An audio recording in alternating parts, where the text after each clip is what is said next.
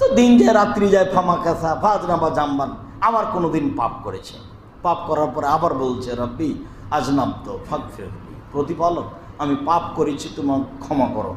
তখন আবার আল্লাহ তাআলা বলছেন আলেম আব্দি আনাল রাব্বান, আমার দাস দাসী কি জানে যে তার একজন প্রতিপালক রয়েছেন, এক ফেরুদাম্বা, যিনি পাপকে ক্ষমা করতে পারেন, কয়েক হচ্ছে যিনি শাস্তি দিতে পারেন।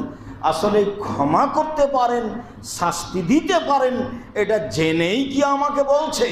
যদি জেনেই বলে গাফারতুল্লাহ, তা ক্ষমা করে দিলাম। বলতে বলতে বলছেন ফাফি ইয়াফাল মাকাদা, তার জীবনে যদি বহুবারও ঘটে থাকে আর এমন করে থাকে, আমি তাকে ক্ষমা করে দেব।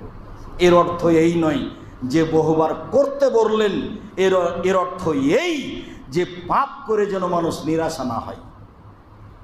বহু তওবা করেছি তারপরেও সেটা হয়, বহু তওবা করেছি তারপরেও সেটা হয়। একটা হলো নিশা যখন হয়ে যাবে, খুব তওবা করলেন, আব্দুর রাজ্জাক সাহেব বললেন 3 শ্রেণীর মানুষ জান্নাতে যাবে না, তার 1 শ্রেণীর মানুষ এসে বিড়ি তামাক জর্দা সিগারেট গুলজে খায়। খুব তওবা করলেন, 3 দিন টিকার পরে আর নেই। বক্তব্যের এক ফাঁকে শুনলেন দাড়ি, সেদিন দাড়ি ছেড়ে দিয়েছেন, তার মানে এটা নিশা ছিল না, খারাপ লাগছিল, এখন ভালো লাগে। তারপরে ছিল একটা কথা, 3 শ্রেণীর মানুষের সাথে আল্লাহ কথা বলবেন না, টাকনুর নিচে প্যান্ট লুঙ্গি পরে যে আমি সব প্যান্ট কেটে দিয়েছি, এটা সহজ, এটা করে ফেলেছেন। যদি এটা সহজ নয়, কিন্তু বিড়ি তামাক জর্দা সিগারেট এমন জিনিস যে এটা নেশা, কেউ যখন নেই, আচ্ছা তো তওবা তো করেছি, এখন তো কেউ দেখে না।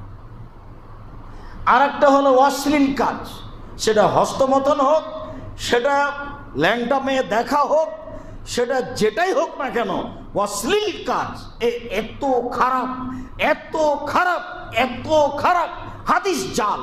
কিন্তু আল্লাহ নবী বলছেন, কেউ যদি বলে পাহাড় সরে গেছে এক জায়গা থেকে আর এক জায়গা, বিশ্বাস করে নিও।